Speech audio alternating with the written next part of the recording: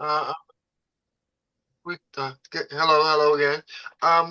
We're excited about the prospect of presenting to communities with the idea of executing a full-fledged LARP and using it as a tool to solve problems. This is the condition.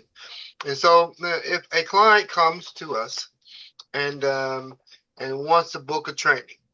And what kind of an analysis of what kind of equipment you'll need. Well, first, what problem are we solving?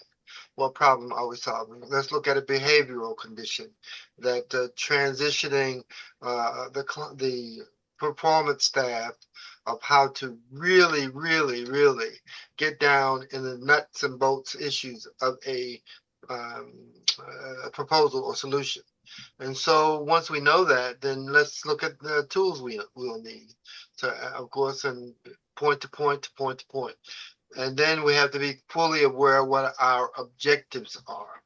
If we're looking at a behavioral condition where our performance staff are just not comprehensive enough to get into the grasp on an issue, then we'll have to find a way to really solve that condition so that at the end of our performance arrangement, that issue is no longer, a prospect. And so we want to engage with that. And also, I guess we call it a LARP practice. LARP practice, just for the prospect of training and moving this condition forward. It could be an amazing condition in action, could be phenomenal in its result. That's our objective. How do we make it a phenomenal result condition? So, what do you think? So, as with any organizational training or intervention, the first and most important question is, what are the goals? And just like we've talked about goals in LARP, well, what are the goals of doing this? What do you want to change?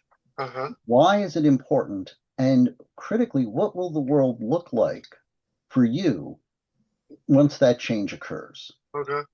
Because if we don't know what we're trying to get to, then we can go in a lot of different places and we'll still feel like we haven't accomplished what we want to do. Sure. That's a good question. Good question. I mean, I love that too, because in that way, I always ask clients, just before we even engage in the prospect or the practice, what will happen after we've concluded and fulfilled our objective with you? How do you see the world? And it's a world-class changing condition, and so that's the whole idea. And if we're clear, and if they're clear, we're all on the same page like that. We're all on the same page. And at the end of the day, I'm sure in most cases, it comes down to revenue. Can I make more money by doing this?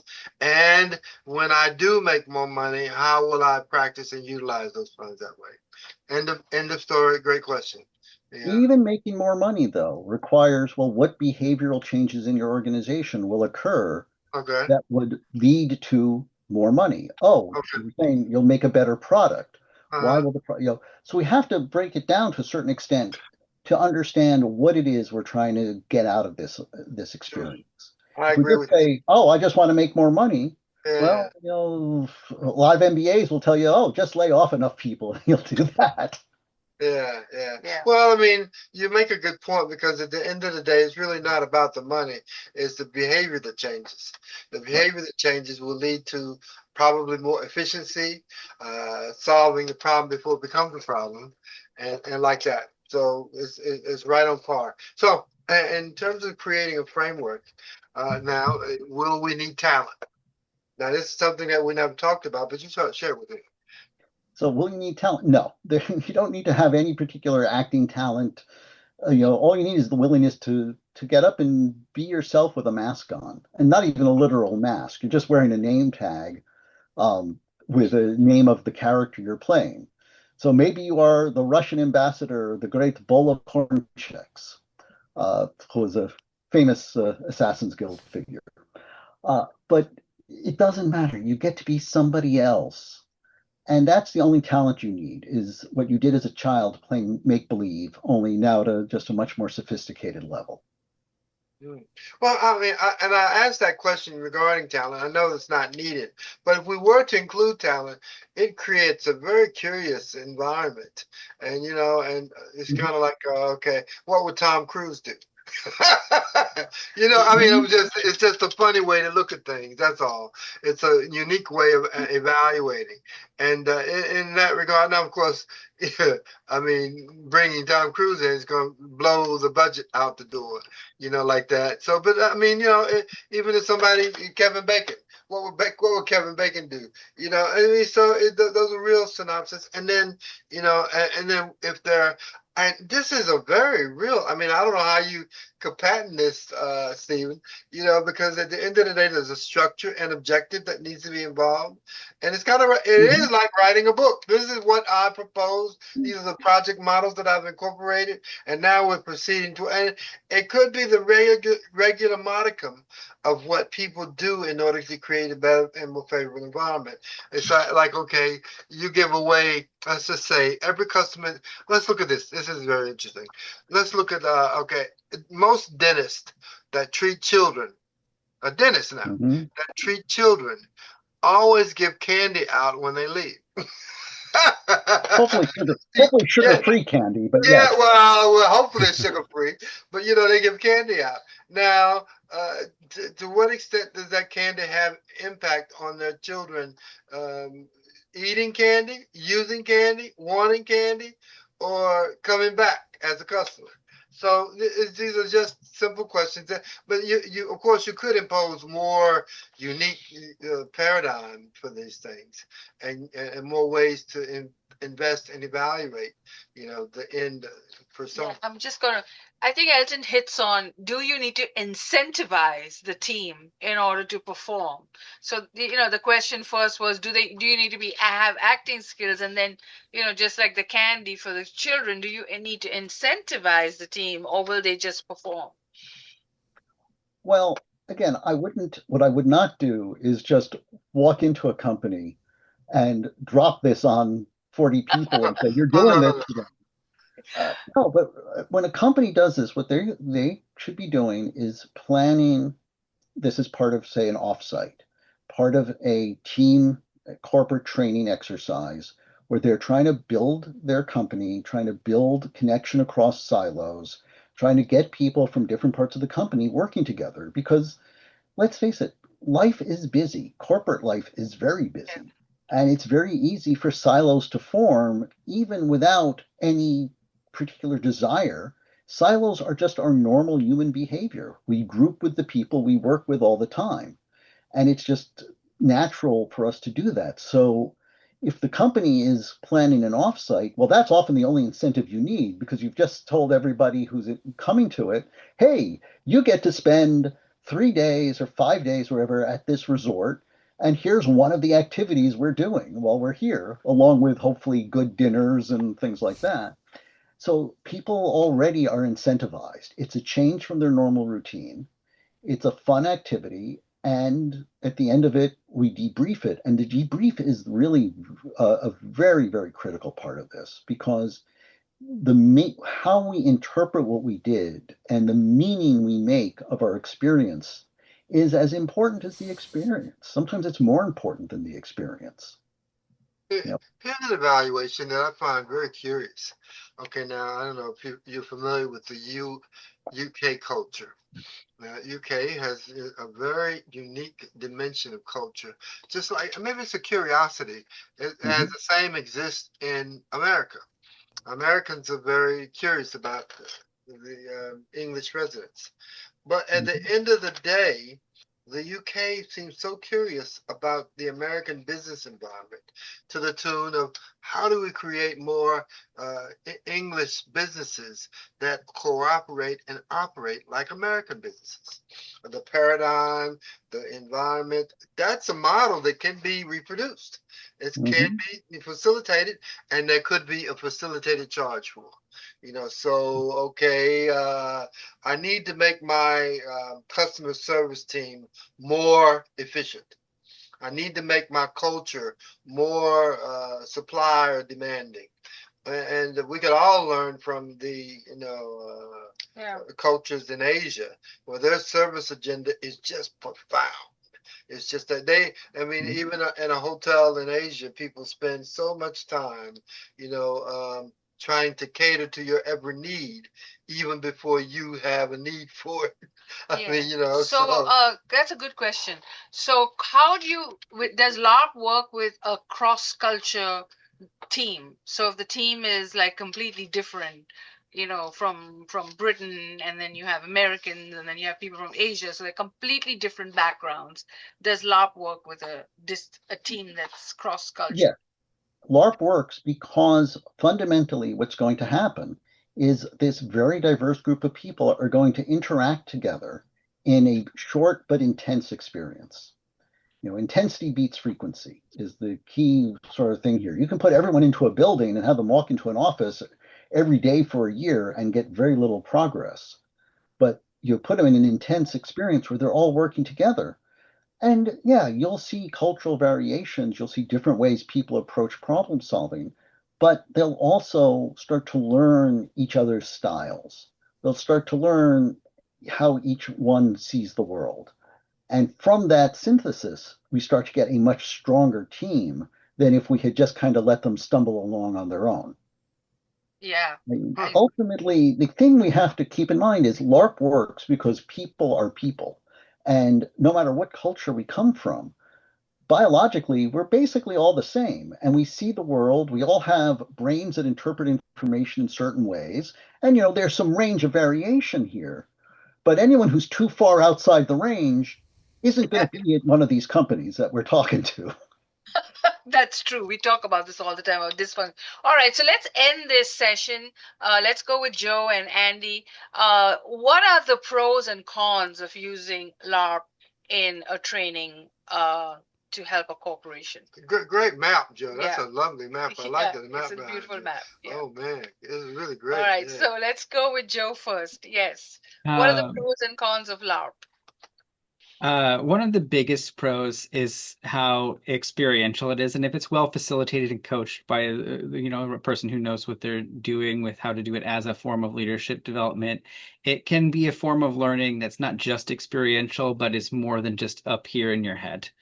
And so that the biggest pro is that it has the potential to do more than what we're typically able to do, and on different levels. And one of the big cons is that, and I know this is going to be probably I don't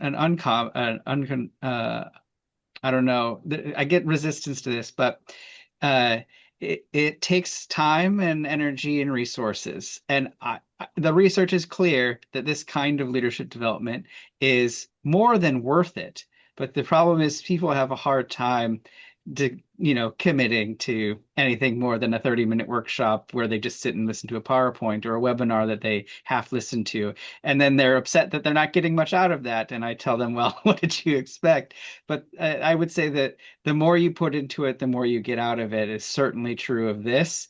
And so with high potential, with high power comes high responsibility, I guess it would be the con. Yeah, I totally agree. What about you, Andy? What are the pros and cons of LARP? So I think that like any form of really great leadership training, because I think this is, it's like taking a bunch of tinder and accelerant and a spark to a fire, right? And you're going to get a great bonfire if what you had was the makings of a fire. And that's the pro is boom, you're going to immediately go from, your leadership practice is kind of okay. It's a little warm to boom. It's going to be blazing hot. It's going to be great because you're accelerating what might have taken years for those people to sort of learn. But here is the con, and here is the danger of actually all leadership training. If you have a very toxic and negative environment, like you don't have an orderly stack of wood, it's scattered all over the place, you're going to end up with a forest fire. You're going to find out really quickly, like if you have a senior leader who is sabotaging everybody, LARP isn't going to make that go away. It will make it obvious to everybody that that's there, and now you have to face and deal with that problem. So the con is, in a sense, could be a good thing. Of you will find the toxic personalities inside your environment. You know, those people who are slightly outside the norm. You know, as Steve said, you do find them with something like LARP because they become unfettered. And so that is a risk that you're going to take. Now, that said, I've been to, you know, normal traditional leadership trainings and offsites. You find the same things. And what happens is the toxic person doesn't realize they've been outed, but everybody else does. And it just makes your environment worse for longer because everybody's like, oh, we actually do not get to improve past a certain point because of this person. A LARP, because it's so immersive, it's going to be much harder for that person, you know, to sort of not realize they've burned things down. But that's a thing you should watch for. Yeah, that's true. What about you, Steve? What's the pros and cons that you see? Well, we've hit a lot of them already. I think the real pros of it is that immersive experience. In this experience and then reflect on it afterward. And to Andy's point that he just made, I did this with one company, and at the end of it, during the debrief, I think he was the CEO or one of the founders of the company. It's been a while, I don't remember exactly, and he said about some behavior, and he said, well, if that were true, I'd see that every day, and that's just not happening. And I'm trying to think, I'm standing there like trying to think how to answer this. And somebody chimes in and says, well, you don't see it. He goes, what do you mean? And the guy says, you're the founder. No one's going to do that to you. And he goes, and he kind of looks at the guy and goes, well, I don't act like that. And there's this chorus of people saying, yes, you do. And the guy turned white. He was not aware of how he was coming across. And again, it was really an important thing because in this particular scenario, at least, this guy did not want to be a toxic leader. Yeah. But he was coming across that way and he didn't know it. And now he knew. And it forced him to recognize it. And that was actually, in the long run, very good for the company. Mm-hmm. But, you know, so you can get that type of thing. Now, the con of a LARP is, you know, you have to make a commitment to it. You have to have the time, put the time in. And sometimes you run into people who simply are not willing to take on other perspectives, which is its own diagnostic issue in an organization. Yeah. You got to think very carefully about what it means if people in your organization are unwilling to consider perspectives that they didn't start with. But it's a great, just listening to the three of you, I think it's a great way for someone who's supervising a team. So at a time when you do an appraisal at the end of the year and you don't know how, you know, to motivate, that you know now, okay, you know, this is a toxic environment, but here are ways that you can improve. And so a good leader would definitely want to do a LARP and then, you know, take the learnings to improve on the team. So of course not, you know, like directly, but good leaders know how to do that. So I think that you've really given us a lot of insight. And if you're watching Discover Brightside, tell us what you think if you've used LARP and how was that experience at your corporation and at your training. And we want to hear more from you if you would be interested in the next 6 months to do a LARP at your organization. We'd love to learn more about those goals and objectives. And back to Elton. Mm-hmm. Yes. Just before you jump in, Elton, I did want to make, since Elizabeth, you made a point here that I think is worth just highlighting, which is that, you know, it's like the old joke about how many psychologists does it take to change a light bulb? And the answer is only one, only one, but the light bulb has to want to change. Well, organizations, fundamentally, if an organization is truly not interested in actually learning and changing, LARP is not going to change that. LARP is not going to cause them to suddenly develop insight. The organization has to be open to the idea that they can be doing better than they are, and to accept the idea that, you know, with work, they can have a much, much more effective team structure and much more effective leadership, but it's not going to just happen without actually doing something any more than you build muscle by sitting around and never going to the gym. That's a very interesting point. Let me make this point that just occurred to me, and I'm saying at the outset, uh, behavior and the criteria for better performance behavior hinges on habit and thinking and Mhm. consciousness. So here's a synopsis: pro football team. I don't care which. I don't know what your favorites are, but okay. Mine's obvious right here. Okay, okay, I saw that. I saw that. Okay, but and this is not a reflection on you or your team, Andy. But team is the leading team for fumbles, leading team for fumbles in the league. And so, and the coach has decided we need to do something completely drastic. We need to go to the full end of the spectrum in changing our players, behavior. And so we need to make their actions and approach toward protecting the ball completely and preserving the possession in a very mighty and vital way. And so much so that we decided that we will meticulously improve their reward syndrome for holding on to the ball. And we practices. Now we come up with a strategy and structure to help him think of the ball as I don't know, like presenting like $100 bill. $100 bill. Oh no, let me finish. So $100 bill, or maybe more than that. I don't know, money. Yeah. So that we provide a structure for them. No, I can't lose this, man. This has value. This has value. Yeah. And I'm not providing the structure, but this can be an amazing tool. A really vital and amazing tool in terms of changing the structure of how we look at things. And so I just proposed that, and as an option for considering. I don't even know if there might be sports teams that consider such a thing. Like, yeah, we work a lot with sports teams.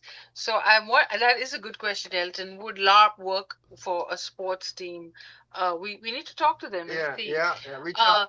But I know because when I was supervising, 80 people, and I had to do appraisals for 80 people, and it was not fun to do it, because only, you'd only promote 5, or, 10 would get the bonus at the end of the year. And so I think LARP would definitely help a leadership team because it has a very good understanding of behavior that normally you would never see in a work environment. So I really do see a big strength in LARP, especially for leadership groups that that really want to work with their teams and get better performance out of it. And yeah, we can always learn from sports training as well, but we'll look into that separately. But thank you for watching Discover Brightside. Write us a comment, tell us what you think about the panel, and if you want to be on the panel for next month, we will continue the conversation and the dialogue. We'd love to hear from you. Thank you for watching Discover Brightside. Yeah, I think